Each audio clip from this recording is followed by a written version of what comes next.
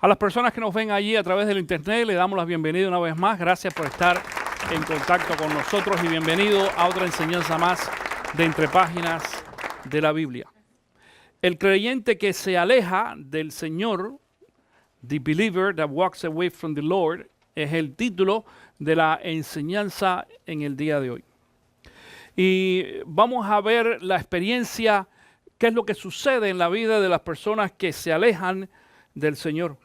Es posible que si yo te preguntara en esta mañana, ¿tú qué crees que sucede en la vida de una persona que después de haber recibido a Cristo, después de haberse bautizado, después de haber participado en la iglesia de una vida de carácter espiritual y demás, se aparta del Señor? ¿Qué sucede?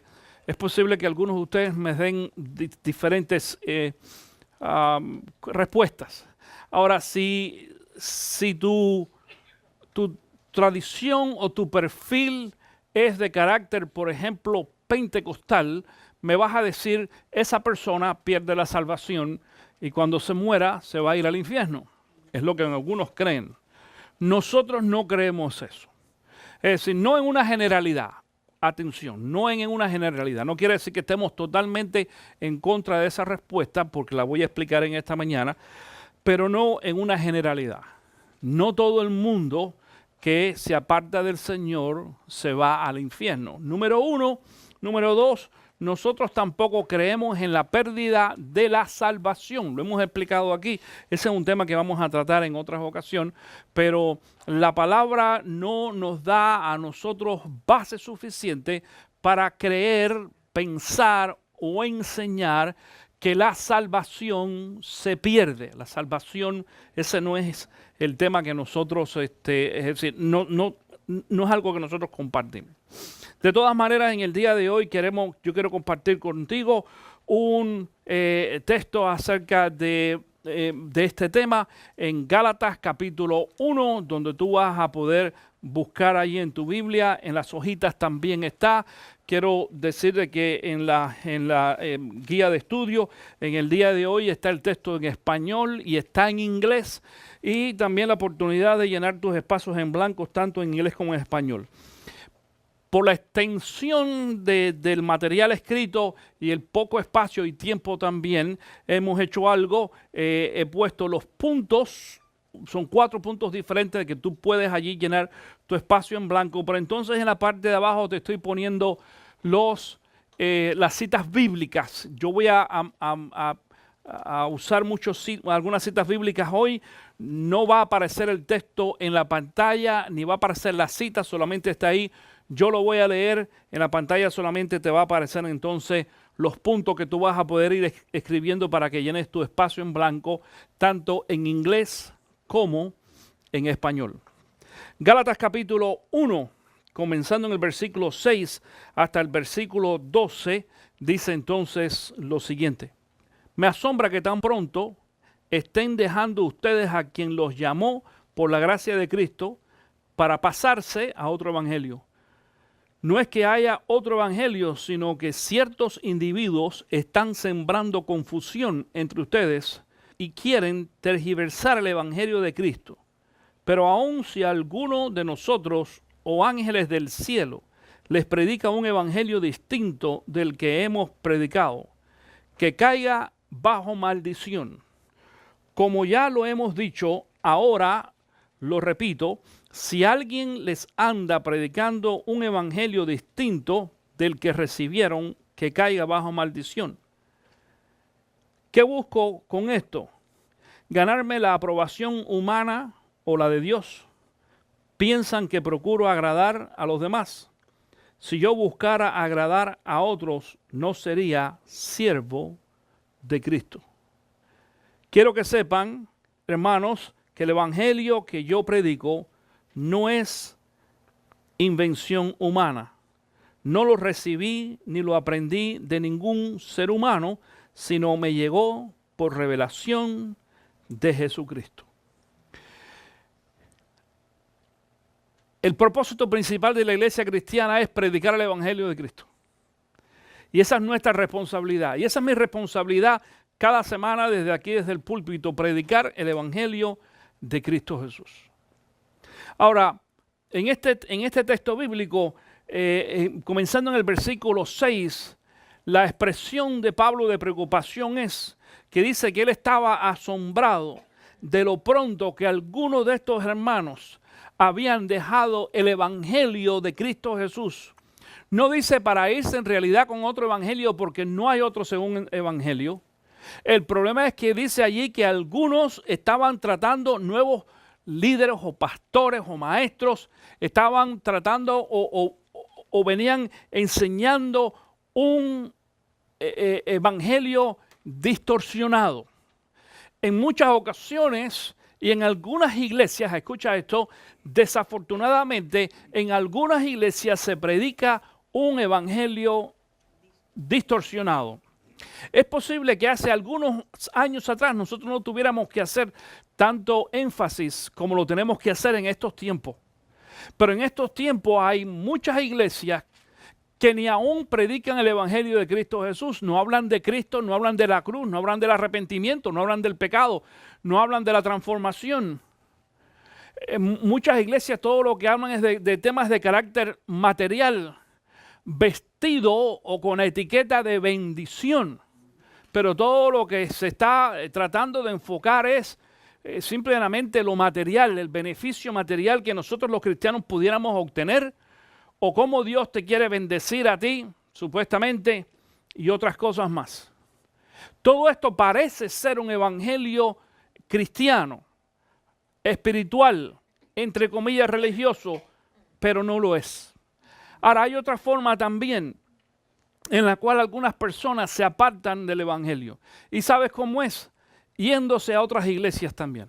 ¿Cómo dicen? Bueno, escucha, y aquí ha pasado en muchas ocasiones. Yo he tenido el caso de personas que han estado en nuestra iglesia por mucho tiempo, y si yo he dicho algo que no les ha gustado, que se molestan, o algo específicamente que haya afectado emocionalmente a esa persona, porque en muchas ocasiones si la persona está en pecado y la persona no se arrepiente, atención con esto, si no se arrepiente, entonces si tú vas y le dices algo a la persona, esa persona se va a sentir y se va a molestar contigo. Y eso pasa mucho con los pastores. Nosotros los pastores a veces que somos el blanco de ese tipo de crítica. Este pastor es lo máximo, este pastor es el mejor, yo lo amo, lo adoro, pero hasta que el pastor dice algo que a la persona no le gusta o le molesta, específicamente cuando estamos en pecado. Escúchame esto, hermano. Cuando cualquiera de nosotros estamos en pecado o en la práctica de X pecado, automáticamente la misma Biblia dice que el pecado nos ciega a nosotros. Nos ciega, no nos damos cuenta. Y aquellas cosas que pudieran venir a ser de beneficio, porque no es una crítica destructiva, sino críticas para que nosotros podamos reconocer y despertar y darnos cuenta que tenemos que hacer algún tipo de cambio, la vamos a ver entonces como una crítica destructiva de parte de la gente, de parte del pastor, de parte del resto de los hermanos. Y mucha gente lo que hace es: me voy de esta iglesia a otra. La mayoría de las veces estas personas se van a iglesias grandes, iglesias donde se puedan esconder. Es fácil esconderse en una iglesia grande, en una iglesia pequeña no. Esta iglesia, que es una iglesia pequeña, pues yo conozco a todo el mundo y me doy cuenta enseguida si hay alguien que sea una visita que no haya estado anteriormente. Pero en una iglesia grande, donde muchas ocasiones lo que se conoce como las mega churches, a las iglesias de miles de personas, y que bueno, las iglesias grandes son buenas también, pero es mucho más fácil que una persona resentida o una persona que esté rebelde a la palabra de Dios se pueda esconder y nadie la note. Sobre todo, si en esa iglesia no se habla acerca del pecado. Si el pastor no te dice nada de estar en pecado, si el pastor no te dice nada de la necesidad de arrepentirte, si el pastor no te dice nada acerca de aquellas cosas que hay internas en nuestro corazón con las cuales nosotros tenemos que trabajar, y el mensaje, la enseñanza desde el púlpito es todo positivo y bueno y agradable delante de los ojos nuestros. Esa es una forma también de apartarse del evangelio. ¿Por qué? Porque nos estamos yendo a una iglesia que está hecha o donde yo me siento cómodo. Ese no es el modelo bíblico. Y en esta ocasión vemos de que Pablo tenía una preocupación porque dice de que había un grupo al menos de personas allí que se habían ido, aparentemente, tras la enseñanza, atención a esto, tras la enseñanza de otros que venían distorsionando el Evangelio de Cristo Jesús. Bueno, desafortunadamente estamos viviendo en un tiempo donde esto es común. Pablo lo dijo, y Pablo se lo dijo inclusive a Timoteo. Abre los ojos, dice, cuidado porque llegará el tiempo donde, dice, la gente no va a querer escuchar la sana doctrina. Va a tener picazón.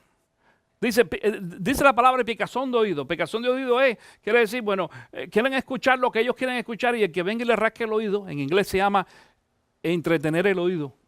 Le dicen los americanos. To entertain the ear. Es decir, alguien que quiere escuchar algo.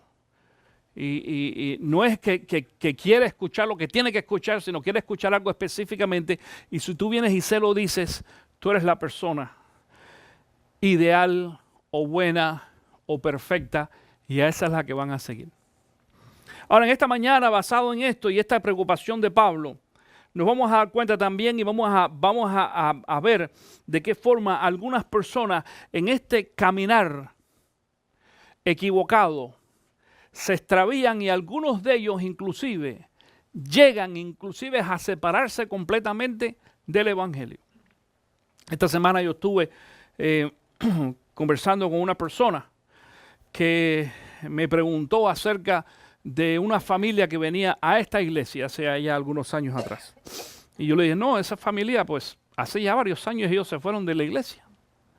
Y entonces me empezó a contar de las dificultades de esta familia y de qué forma el hecho de que no solamente se fueron de la iglesia local, sino de la relación con Cristo, ha llegado entonces el momento en que estas personas están totalmente fuera del contacto del Evangelio de Cristo Jesús y sus hijos están en grandes problemas, en drogas y en otras cosas más. Y uno dice, qué pena, porque estas personas estuvieron en mi iglesia. Yo les prediqué la palabra, yo los bauticé, yo los discipulé inclusive. Y ahora se apartaron del Evangelio y han acabado literalmente, como decimos, en el mundo. Y muchos de ellos parecen más mundanos que los mismos mundanos. Desgraciadamente es así. La pregunta es, ¿qué pasa con estas personas? Esa es la pregunta que nos vamos a hacer en esta mañana. Y tú vas a tener la oportunidad de poder llenar ahí tus espacios en blanco. ¿Qué pasa con el creyente que se aleja del Señor? What happened with the believer that walks away from the Lord? La persona que después de haber estado con el Señor un tiempo se aleja. ¿Qué sucede? Bueno, tenemos que tener mucho cuidado como nosotros manejamos esta pregunta, porque hay veces que podemos dar la respuesta errónea. Pero la primera respuesta número 1 que tú vas a notar allí dice, es posible que nunca haya sido un hijo de Dios. Es posible que nunca haya sido un hijo de Dios. It is possible that he or she never been a child of God. Es posible que esa persona nunca conoció a Cristo Jesús. Fíjate, la respuesta que te estoy dando en esta primera ocasión no es la que dije que comúnmente la gente dice, sobre todo los hispanos dicen, es que perdió la salvación. No, la palabra dice que es imposible. Es más, hay otro texto bíblico que habla de esta palabra imposible y la gente no entiende que dice que es imposible. La salvación no se puede perder. Porque por eso fue que Cristo dijo que Él venía a dar vida eterna. Eterna quiere decir para siempre. Lo que es eterno no puede dejar de existir. Eso no lo podemos perder. Es decir, la primera razón que pudiéramos dar es que esa persona, por empezar, nunca fue hijo de Dios. Hay mucha gente en la iglesia que no es cristiana. Hay mucha gente en la iglesia que no es convertida. Hay mucha gente en la iglesia que no es hijo de Dios.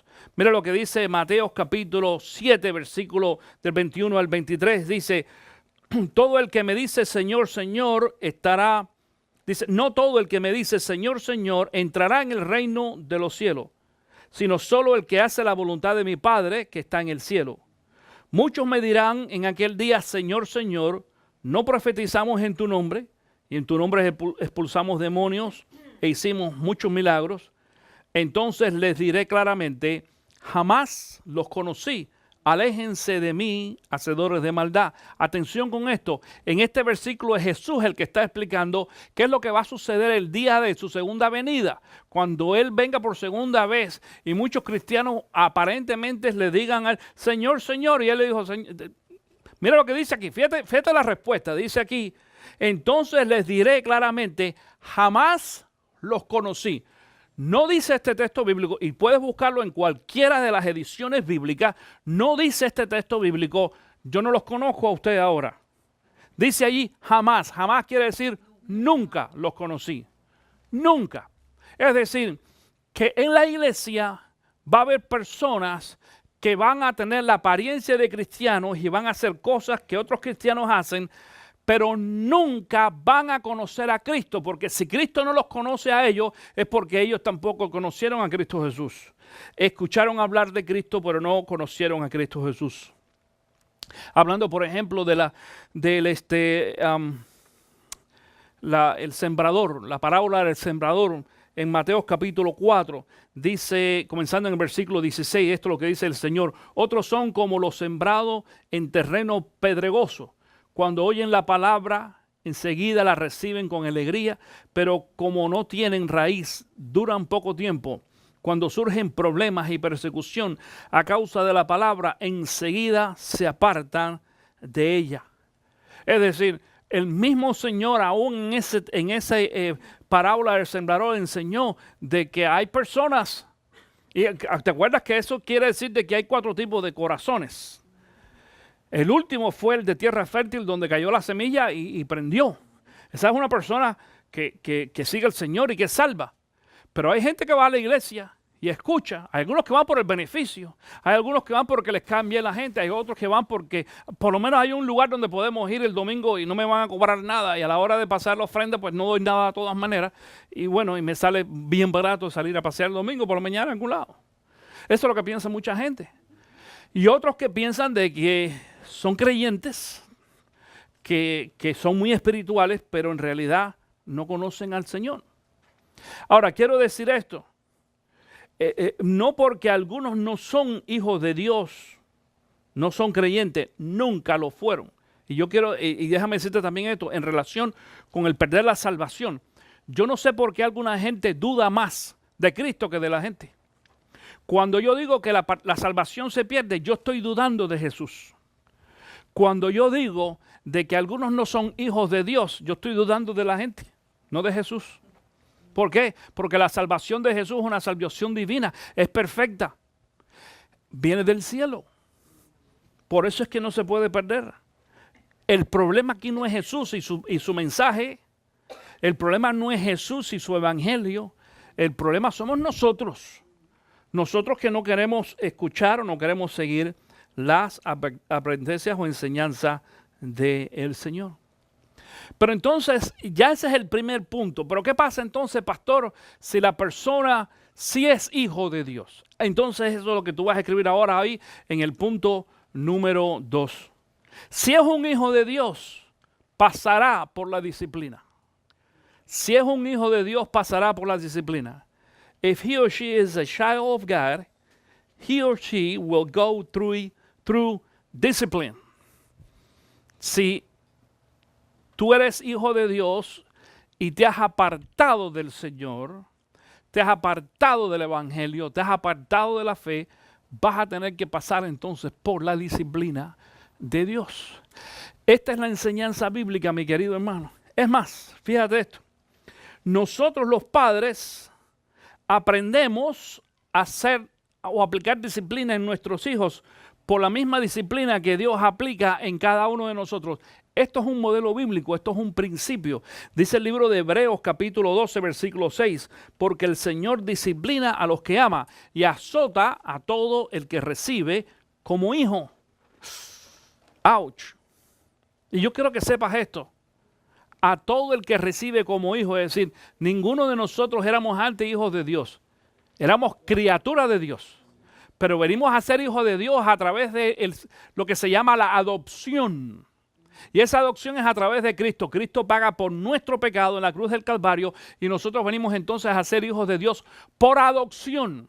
Lo que dice entonces en esta ocasión, ponte en el lugar de un papá que tiene también hijos carnales, hijos adoptados. La disciplina tiene que ser igual para los dos, tanto para los biológicos como para los adoptados. En muchas ocasiones, ay, pobrecito, este es adoptado, no tiene mamá y papá, yo lo he adoptado. Pues mejor no lo regaño, no lo castigo. Como me dijo a mí en una ocasión un papá hace muchos años atrás. Yo estaba muy mal, enfermo en mi casa hace años. Eso fue en Las Vegas y estaba convaleciendo con 2 operaciones, una en el hombro y otra en la pierna. Y entre otras cosas, la niñita de este hermano que me fue a ver a la casa, que mejor no me hubieran ido a ver, pero bueno, fueron.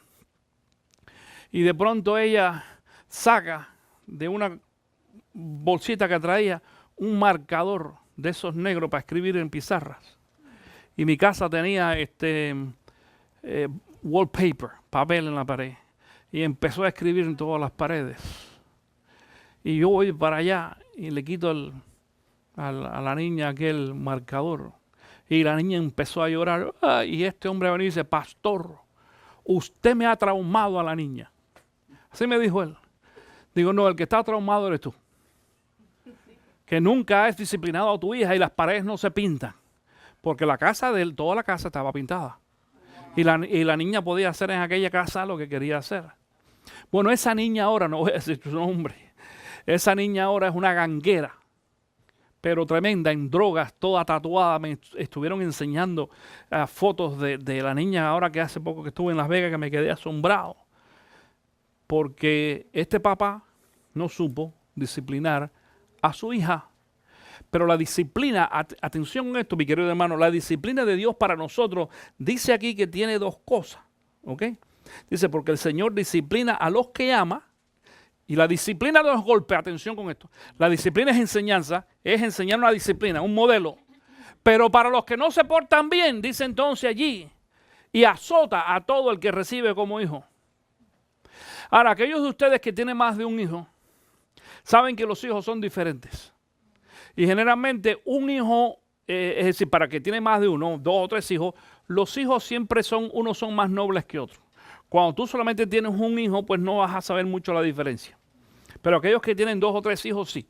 Saben de que alguno de los hijos, uno le dice al hijo, mira, recoge los juguetes y el niño recoge. Pero hay otros hijos que tú dices, recoge los juguetes y recoge los juguetes y recoge los juguetes. Y aquello no funciona. Y tienes que llegar y sacarte el cinto, ¿te acuerdas? Que ahora se critica. O la chancleta de la abuela, ¿te acuerdas de eso? También. O la varita. Ajá. Entonces a esos que son más indisciplinados, entonces hay que azotarlo. Atención con esto. No estamos hablando de abusar a los hijos, porque aunque esta no es la lección en este día, yo creo que tú entiendas, hoy yo no estoy hablando acerca de la educación a los hijos, estoy hablando de la educación tuya y mía, ¿ok? ¿Qué es lo que sucede cuando tú y yo nos separamos del Señor y somos desobedientes? Porque entonces tú dices, bueno, pero ¿y cómo el Señor nos azota? Ay, papá. Los azotes de Dios son peores que los azotes de mi mamá y de mi abuela cuando yo era niño. Porque él no tiene que usar ni chancleta, ni vara, ni nada por el estilo. En algunos hijos, por ejemplo, es mucho más efectivo que le quites el celular, que no deberían tenerlo de todas maneras, pero eso es otra clase, el iPad, o la computadora, o la televisión, los video games, a que le des una chancleta. ¿Le duele más? ¿Le duele más? Y a nosotros nos pasa también, Dios sabe también lo que a ti te duele y lo que a mí me duele. Y Dios hace así y nos aprieta por ese lado ahí. Y es como si nos dieran y de todo. Claro, porque esa es la forma en que Dios trata con nosotros. Atención, Dios trata así solamente con sus hijos, no con todos. Por eso es que tú vas a ver mucha gente por ahí que vive una vida desordenada y son gente muy mala y vive muy bien. Dice, ¿y cómo es posible? Y nos molesta. Y como yo que soy hijo de Dios, estoy pasando trabajo y problemas. Porque Dios te está disciplinando. Disciplinando no quiere decir que te está dando golpes. Disciplinando quiere decir que te está enseñando. La disciplina es molesta, mi hermano. En tu trabajo hay una disciplina.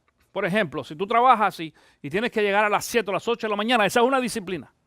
No puedes llegar a las 8:05, no a las 8:10. En algunos lugares sí, pero generalmente no. Si la entrada es a las 8, tú tienes que estar. Eso es una disciplina. Si no hubiera disciplina, entonces tú ibas a llegar a la hora que te dé la gana. Y poquito a poco te vas a dar cuenta que no solamente vas a llegar a la mitad del día o al final cuando todo el mundo se va, si no hubiera disciplina. Sino que después no vas a ir a trabajar y vas a querer que te paguen de todas maneras. Esas son personas que no han sido disciplinadas. Eso significa la disciplina, y la disciplina es molestia. Deuteronomio 8:5 dice, reconoce en tu corazón que así como un padre disciplina a su hijo, también el Señor tu Dios te disciplinará a ti. Es decir, reconoce, dice. Eso es para nosotros los creyentes. De la misma forma que los papás te disciplinan, Dios nos va a disciplinar. Y mira lo que dice Salmo capítulo 89, comenzando en el versículo 30, dice, pero si sus hijos se apartan, atención con esto, jovencitos y niños, listen to this. Pero si sus hijos se apartan de mi ley, si sus hijos, ¿ok? No los míos, dice, si sus hijos se apartan de mi ley y no viven según mis decretos, si violan mis estatutos y no observan mis mandamientos, con vara castigaré sus transgresiones y con azotes su iniquidad. Eso es para nosotros los papás cristianos. Para los que no son cristianos. Esto no es para los que no son creyentes. Eso es para nosotros los cristianos. Si nuestros hijos, después de enseñar la palabra, enseñar la disciplina, son desobedientes, dice allí de que Dios va a traer castigo sobre ellos.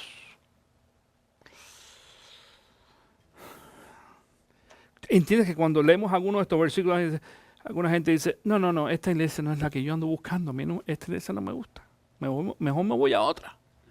Otra que van a hablar de que Dios es amor y quién sabe qué, y Dios te cuida y todo.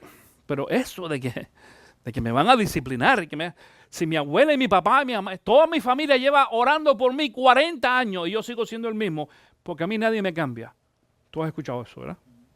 Y mucha de esa gente está en la iglesia. Claro, la iglesia porque es la costumbre de ir a la iglesia. Ahora, pero dentro de eso y en estos últimos días que estamos viviendo surge una pregunta bien interesante. ¿Qué pasaría con una persona, con un creyente en desobediencia si de pronto viene Cristo Jesús o si de pronto viene lo que nosotros conocemos en la iglesia, en la Biblia como el arrebatamiento de la iglesia? ¿Qué va a pasar? Se queda. Claro, la mayoría de la gente dice se queda. Se quedó si estás en disciplina. No, hermano. No se queda. Dice, no, porque si se queda quiere decir que perdió la salvación. Y dijimos al principio que la salvación no se pierde. Entonces, ¿qué sucede? Mira lo que va a suceder. Primera de Juan capítulo 2, versículo 28 dice lo siguiente. Y ahora, queridos hijos, permanezcamos en él. La frase permanecer significa o se refiere a mantenernos en comunión con Cristo Jesús. ¿Ok? A eso se refiere. Y ahora, queridos hijos, permanezcamos en él para que cuando se manifieste podamos presentarnos ante él confiadamente, seguros de no ser avergonzados en su venida. Mira cómo dice esta última parte, la Reina Valera 1960, dice, para que en su venida no nos alejemos de él avergonzados. Escucha esto. Si alguien se quedara, no va a tener la oportunidad de acercarse a Cristo Jesús avergonzado. No existe ese texto bíblico. Tendríamos que quitarlo de la Biblia porque no existe. Pero Juan dice que va a haber cristianos, creyentes, que se van a acercar a Cristo avergonzados. ¿A ti no te ha pasado cuando en alguna ocasión tú has regañado a tu hijo o tú lo has agarrado haciendo algo y cuando tú le dices, ven acá, ¿qué hace el niño? Como los perritos aquellos. Nosotros tenemos un perrito en la casa que aquello es un vivo. Porque cuando él hace algo que no debe decir, yo lo llamo. Manolo, ven acá. Manolo le decimos, ven acá. Y él hace así, las orejas tú las ves que las baja. Y el rabo, se mete el rabo así entre las patas, tú sabes. La cola entre las patas así con una cosa. Porque él sabe que hizo algo. Y nuestros hijos saben también cuando algo hacemos. cuando ellos hacen algo, porque les da ¿qué cosa? Vergüenza, vergüenza. Va a haber creyentes que se paran delante de Dios con vergüenza. Hijos de Dios, atención con esto, hijos de Dios con vergüenza. Y yo he hablado sobre eso anteriormente aquí. Esa historia de que porque yo soy hijo de un rey y que el Señor me va a bendecir, me va a dar. No, hermano, no porque tú seas hijo de un rey, estás equivocado. Hay muchos hijos de rey que van a vivir como miserables. Es más, hay muchos cristianos, lo he dicho anteriormente, que van a vivir como miserables en el cielo. Basado en algo que les voy a decir ahorita. Pastor, eso no es posible. ¿Cómo que no? Te lo voy a mostrar. El día que estemos en la presencia de Cristo, delante de la presencia de Dios, va a haber cristianos súper bendecidos y otros miserables. Yo sé que eso no le gusta a mucha gente tampoco, pero te lo voy a mostrar un poquito más adelante con el texto bíblico. Cuando lo lea te digo, ¿entiendes por qué dije de que va a haber muchos miserables? Ahora, ¿por qué decimos de que no porque la persona se aparte del camino, es decir, está en desobediencia? Si es hijo, escucha, si es hijo, si conoce a Dios, si tuvo una relación, porque mucha gente piensa, no, pero el verdadero cristiano no se aparta de... ¿Quién te dijo eso? ¿De dónde tú sacaste eso? Si busca la palabra para que tú veas. Todos los hombres de Dios en algún momento se apartaron del Señor. Mira, yo creo que no hay mayor manifestación o buen ejemplo que el de Pedro, que negó a Cristo 3 veces delante de la cruz. Cristo clavado por sus propios pecados ahí. Él dice, yo no lo conozco y no sé quién es. ¿O tú no entiendes que eso es una forma también de apartarse de la fe? Y no hay ni una sola mención de que Cristo venga y le dijo a Pedro, Pedro, ¿por qué no te arrepientes de lo que hiciste? ¿Sabes por qué? Porque Cristo sabía de que Pedro era un escogido. Pedro había creído en Cristo Jesús. Se había apartado, pero había... No, fíjate, esto no fue lo mismo que sucedió con Judas. Y estuvieron 3 años y medio al mismo tiempo con Cristo Jesús. Estuvieron en las mismas clases, en las mismas experiencias, el mismo tiempo. Pero no fue lo mismo. ¿Por qué? Porque Judas no era un escogido, no era hijo de Dios. Pero Pedro era hijo de Dios. Y aunque negó a Cristo 3 veces, Cristo sabía de que en el fondo de su corazón él amaba a Jesús. Por eso fue que lo fue y le dijo, tú me amas 3 veces. Y Pedro al final dice, Señor, tú lo sabes todo, tú sabes que yo te amo. ¿Tú sabes lo que le estaba diciendo Pedro? Tú sabes, Señor, de que yo te negué porque yo no soy un torpe, un baboso, un estúpido, lo que tú quieras decir, pero yo te amo, Señor, yo te amo. Jesús lo sabía. Jesús lo sabía. Hay otro caso en la Biblia muy importante, que es el caso de Lot. En el Antiguo Testamento, si ves la historia de Lot, Lot vivía en Sodoma y Gomorra. ¿Te acuerdas de esas 2 ciudades que eran terribles? Algo bien curioso es que aunque Dios le había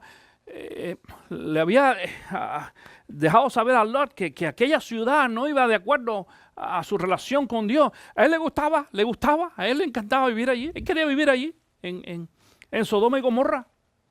Él no quería. Sodoma y Gomorra era el desastre, peor que Las Vegas, y New York y Los Ángeles juntos y todo eso. Mira que yo viví en Las Vegas 20 años y vi allí las cosas que no se ven en otros lugares, pero con todo eso, Sodoma y Gomorra no es nada comparable con eso. Pero él se adaptó, él se acomodó, ¿ok? Allí. Y cuando llegó el momento de salir corriendo, no quería salir, escucha, no quería salir, porque Dios llegó allí a destruir totalmente Sodoma y Gomorra. Y dice la Biblia que porque Lot era hijo de Dios, mandó a los ángeles. Lee para que tú veas la historia de Lot. Está en el libro de Génesis, en el capítulo 19. Mira, dice que mandó a los ángeles y que varios ángeles tuvieron que agarrar a Lot y a la mujer y todo, por las manos y alarlos y sacarlos del pueblo. ¿Sabes por qué? Porque Dios no iba a destruir a Sodoma y Gomorra dejando ahí uno de sus hijos. Y Lot, que era un hombre, mira, es más, si tú piensas que Lot era el gran hombre espiritual, no lo era. Tanto era así que cuando dice que llegan allí los ángeles a visitarlo, y enseguida llegan unos vecinos, las loquitas, ¿te acuerdas? Ajá, claro, sí, homosexuales, así dice. Y le dijo, óyeme, quiero conocer a los amiguitos tuyos esos que vinieron a visitarte. Pásamelos. Y en vez de Lot darle 2 cachetadas a lo mejor y mandarlos bien lejos, lo que sea, no, eso no fue lo que hizo. ¿Tú sabes lo que hizo Lot en la historia? Dijo, ¿por qué no se dan mejor a mis hijas? Cuéntense con mis hijas y salimos de esto. Yo no sé si tú entiendes. Un hombre que había conocido a Dios, que Dios había tratado personalmente con él, la depravación que tenía aún. Pero era hijo de Dios, hermano mío. Dios había hecho un pacto con Lot y no iba a dejar a Lot fuera. Y se lo llevó y lo sacó, aunque al final es el único que se salva, porque tú sabes que la mujer se volteó y se quedó hecha sal. Es decir, si tú eres un hijo de Dios, aunque estés en desobediencia, el día que Jesús venga, va a venir por ti también. Entonces tú vas a decir, pero yo sé que mucha gente que me está viendo enseñar esto en el internet, es decir, pero este pastor se piensa de que eso de que salvo siempre salvo. No, eso es una mala interpretación. Salvo siempre salvo es cierto, eso es un principio bíblico, teológico. Si tú eres salvo, tú siempre vas a ser salvo. No quiere decir que salvo hoy sí y mañana no. O eres salvo o no eres salvo. Pero tampoco quiere decir de que tú vas a vivir la vida que te da la gana. Porque por las cosas que nosotros hacemos hay también consecuencias. Mira lo que sucede ahora, punto número 3, si vas a tener la oportunidad de llenar el punto número 3. Los hijos desobedientes pierden su recompensa. Disobedient children lose their reward. Los hijos desobedientes pierden su recompensa. Segunda, Colosenses capítulo 2, versículo 13 dice, antes de recibir esa circuncisión, ustedes estaban muertos en sus pecados. Sin embargo, Dios nos dio vida en unión con Cristo al perdonarnos todos nuestros pecados. Atención con esto, al perdonarnos ¿cuántos pecados? Dije, todos nuestros pecados. Y leo este versículo, porque este no es el versículo que habla de la recompensa. Lo que te quiero decir en este día, de que la palabra dice que tú y yo vamos a estar delante del trono de Dios en un juicio también, los creyentes. Es más, los cristianos vamos a pasar por juicio antes que los no cristianos. Y ese juicio para nosotros los cristianos no es para arreglar cuentas con Dios sobre nuestros pecados. Porque dice que nuestros pecados fueron todos perdonados ya por Cristo Jesús. Si nuestros pecados fueron perdonados, entonces no tiene sentido que nosotros vayamos a un juicio.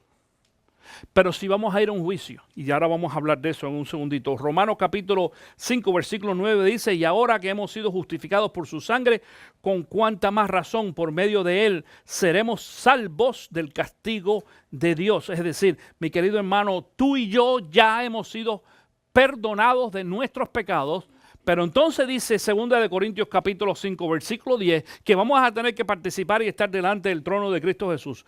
Dice, porque es necesario que todos compadezcamos ante el tribunal de Cristo, para que cada uno reciba lo que corresponda, o lo que le corresponda, según lo bueno o lo malo que haya hecho mientras vivió en el cuerpo. Eso es para ti y para mí. Los creyentes vamos a tener que estar delante de la presencia de Cristo Jesús. Y déjame decir, por eso dije anteriormente, que en el cielo va a haber muchos cristianos que van a vivir en una miseria. Cuando digo miseria no estoy hablando de pobreza, no. Quiere decir de que te vas a perder de muchas bendiciones. Porque no todos los creyentes, hijos de Dios, están actuando igual delante del Señor. Si fuera diferente, entonces también ese versículo hay que borrarlo de nuestra Biblia. Porque dice así y así, versículo 5.10, gracias. Porque es necesario que todos comparezcamos ante el tribunal de Cristo para que cada uno reciba lo que le corresponda, según lo bueno o lo malo que haya hecho mientras vivió en el cuerpo. Es decir, tú y yo vamos a recibir una recompensa por lo que hemos hecho siendo cristianos. Pastor, y antes de ser cristiano, no, porque la palabra dice que antes de tú creer en Cristo Jesús, todo eso fue borrado y perdonado. Borrón y cuenta nueva, como dice el dicho en nuestros países. Pero después que nosotros hemos venido a los pies de Cristo Jesús, entonces empieza a contar de nuevo. El contador empieza a funcionar de una vez más y se te va, y vamos a tener que dar cuenta a Dios, no para salvación, no para entrar en el cielo. Ya vamos a estar en el cielo. De hecho, este juicio va a ser en el cielo, no aquí. Delante de la presencia de Cristo Jesús, y Jesús entonces nos va a dar una recompensa. ¿Cuál recompensa, pastor? No sé. La Biblia no dice. Es más, Pablo dice también al final, ya cuando le escribe a Tito y a Timoteo, a ambos dice, ya estoy listo para ser entregado, ya he hecho todo lo que tenía que hacer. Dice, listo para recibir, ¿qué cosa? Dice, la corona de la vida. Pablo habla como una corona. No quiere decir que te van a poner una corona necesariamente, ¿ok? ¿Ah? Aunque hay una canción muy bonita que dice que hemos recibido la corona y dice, mi corona ahora la deposito en los pies del Señor y todo eso.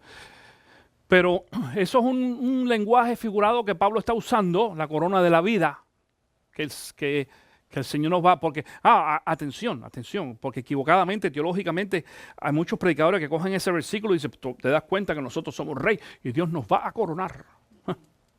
Imagínate, esa es parte de la distorsión esta del Evangelio. Es decir, nosotros vamos a recibir una reward, una recompensa. Eso, si tú eres hijo de Dios y te has apartado, pero eres hijo, si tú eres hijo, si tú has creído en Cristo Jesús, Dios no te va a dejar atrás, pero vas a perder gran bendición. Pero te voy a decir otra cosa también. Desde el momento en que nosotros nos apartamos del Señor, ahora, fíjate, no en el futuro, ahora, perdemos la protección de Dios. Nos salimos de la cobertura de Dios, de la desobediencia, porque yo quiero hacer lo que yo quiera. Entonces, y te voy a decir otra cosa. Si tú estás en pecado y tratas de orar para que Dios te escuche y te ayude, no funciona.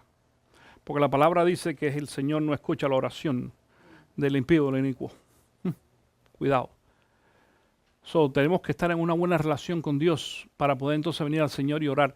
Ahora, si tú vienes a orar al Señor porque estás arrepentido, es otra cosa diferente. Porque claro, Cristo conoce tu corazón como quiera que sea. Primera de Corintios capítulo 3, comenzando en el versículo 12, dice, si alguien construye sobre este fundamento, porque ya Pablo había hablado sobre el fundamento de la vida cristiana, ahora venimos tú y yo, si alguien construye sobre este fundamento, ya sea con oro, plata y piedra preciosa, o con madera, heno y paja, su obra se mostrará tal cual es, pues el día del juicio la dejará al descubierto. El fuego la dará a conocer y pondrá a prueba la calidad del trabajo de cada uno. Si lo que alguien ha construido permanece, recibirá su recompensa. Pero si su obra es consumida por las llamas, él sufrirá pérdida. Tú entiendes que estamos hablando aquí de creyentes, ¿verdad? No de no creyentes, estos son de cristianos. Pero mira cómo concluye este versículo. Será salvo, esto es una afirmación, será salvo, pero como quien pasa por el fuego. Es decir, que tú puedes ser cristiano y salvo, pero no dar buenos frutos. Tú puedes ser salvo, cristiano, salvo, y no hacer lo que tienes que hacer. Y ser desobediente al Señor, pero eres hijo de Dios. Y dice aquí, fíjate, porque Pablo está diciendo, por si acaso, por si alguien piensa, por eso no se va a salvar, dice, no, será salvo. Aquí lo dice, acaba así el versículo. Dice, será salvo, es una afirmación, pero como quien pasa por el fuego. Es decir, una persona que pasa por el fuego, ¿cómo queda cuando llega al otro lado? Número uno. Algunos a lo mejor, por lo menos los pelitos se te quemaron. Pero chamusqueado. Pero aparte de eso, ¿qué? Dolido. ¿Y qué más? ¿Y cómo huele? Yo le digo a algunos que fuman, porque hay gente que me dice, pastor, si yo fumo, ¿me voy al infierno? Digo, no, hermano, no te vas a ir al infierno, pero vas a parecer que ya estuviste ahí. Porque la peste a nicotina, imagínate tú. Entonces, eso. Y eso es lo que dice aquí, dice, serás salvo, pero como quien pasa por el fuego. Es decir, no vayas a pensar de que vas a salir muy campante. Yo llegué aquí y ahora como yo soy hijo de Dios voy a recibir. Señor, vengo a recibir mi recompensa, lo mío, lo que tú tienes para mí. Y Pablo dice, no. Y estos son hijos de Dios, porque dice que son a ser salvos. Pero hay muchos cristianos que no van a tener recompensa. Y cuarto y último, dile al que está al lado tuyo, aguántate de la silla, agárrate. Díselo, porque déjame decirte, lo que te voy a decir ahora es duro. Este es duro. Pudieran ser llevados por Dios a su presencia. He or she could be led by God into his presence. LED. Pudieran ser llevados por Dios a su presencia. Y tú vas a decir, pastor, ¿qué quiere decir eso? Que Dios te mande la muerte. Que Dios te mande la muerte. Yo sé que, yo sabía porque los pastores le tienen terror a hablar de esto en el púlpito. Terror. Decir de que y estamos hablando para los cristianos, hermanos, para los creyentes. Primera de Juan, versículo 5, 16. Atención porque esto es difícil. Si alguno ve a su hermano cometer un pecado que no lleva a la muerte, ore por él y Dios le dará vida. Me refiero a quien comete un pecado que no lleva a la muerte. Hay un pecado que sí lleva a la muerte y en ese caso no digo que se ore por él. Juan habla. Entonces, ¿Cómo? Pero atención a esto. Porque fíjate cómo comienza el texto bíblico. Si alguno ve a quién, a su hermano. No a cualquier persona. Porque tú dices, no, pastor, pero si un pecado lleva a la muerte, quiere decir que esa persona no es creyente. No, aquí eso no es lo que dice este texto bíblico. Este versículo dice de que algunas personas que son hermanos, que son salvos, que son cristianos, dice, cometen pecados por los cuales tú y yo no podemos orar, porque son pecados de muerte. Y déjame decirte, aquí es el gran problema, porque nunca ha habido un consenso, jamás, ni entre teólogos, ni entre seminarios, ni eruditos, acerca de este versículo. Es uno de los versículos más difíciles del Nuevo Testamento, el poder interpretarlo. Es el más difícil. Yo te voy a dar mi opinión en lo que yo pienso que quizás pudiera ser de las opiniones o las interpretaciones que se han dado, quizás la que pudiera ser más cercana. Y inclusive esta semana me senté allí a tratar de buscar en internet un poquito más acerca de la opinión de algunos pastores, ministerios y demás acerca de esto. Y voy a leer en este día la opinión de un ministerio que se llama GodQuestion.org.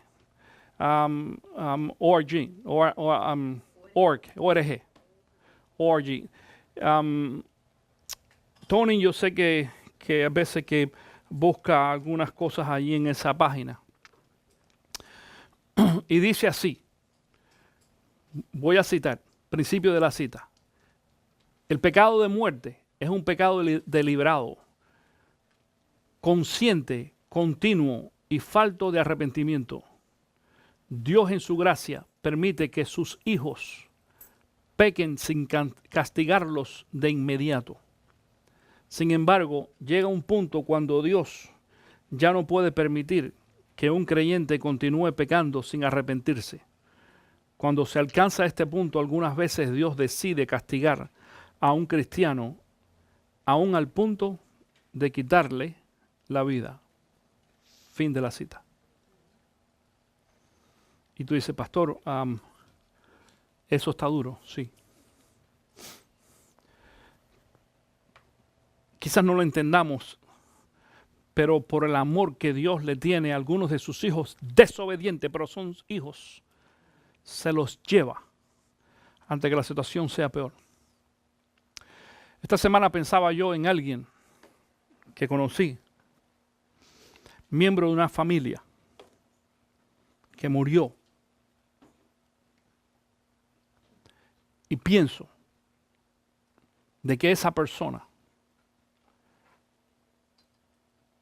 era hijo de Dios. Y Dios se lo llevó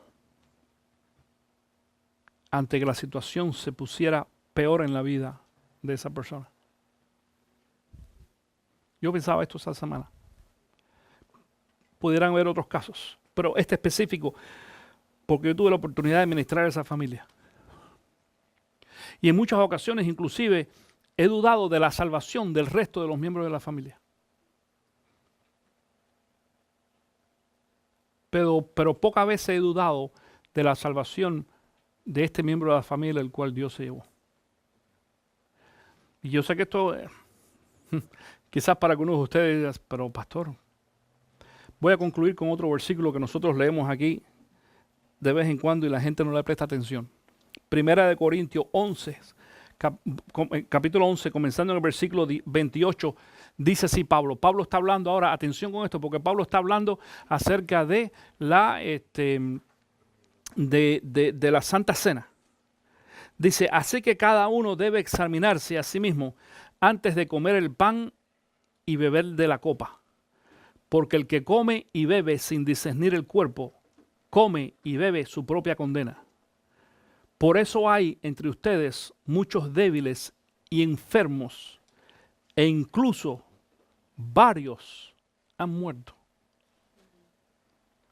Esto lo dice Pablo. Fíjense la seriedad de cuando uno viene delante de la mesa del Señor, de que tú te hayas arrepentido de tus pecados. Porque hay mucha gente que vive la vida como creyentes, entre comillas, viven bien la vida en pecado y después vienen aquí a participar de la Santa Cena, del pan y del jugo de uva como si nada. Y yo creo que tú analices las palabras de Pablo otra vez, ¿ok? En el versículo 30 dice, por eso hay entre ustedes muchos débiles y enfermos, e incluso varios han muerto. Es decir, que hay pecado de muerte. Y en algunas ocasiones, Dios aún se lleva a sus hijos antes de tiempo. Antes de tiempo. Quizás te preguntas en algunas ocasiones, ¿por qué esta persona que yo conocí se murió tan joven? Y es creyente. ¿Por qué se murió tan joven? No estoy diciendo que todos los casos es aplicable, pero en muchas ocasiones, porque nosotros vivimos separados de Dios, en desobediencia,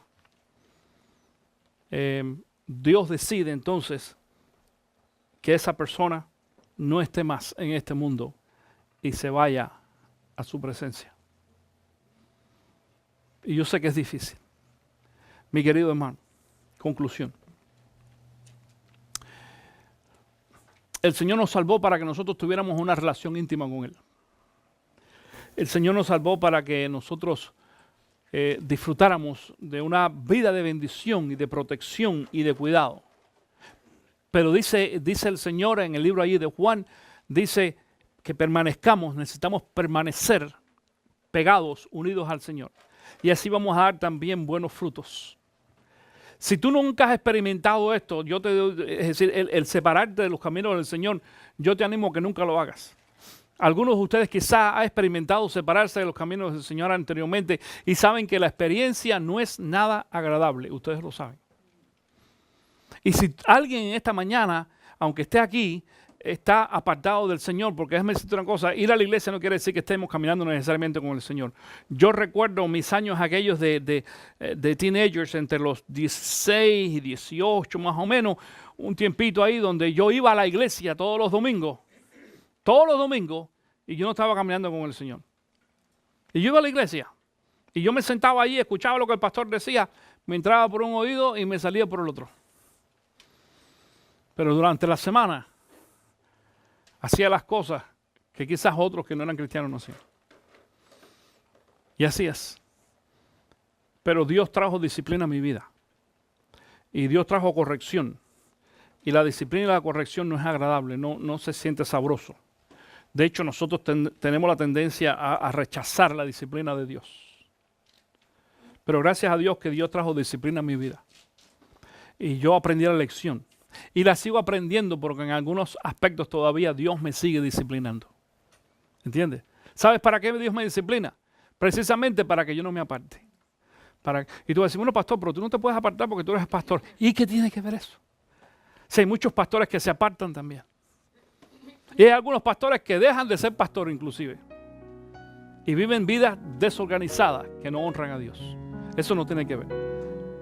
Yo delante de Dios estoy en la misma condición tuya. Como una persona, como un ser humano, simplemente.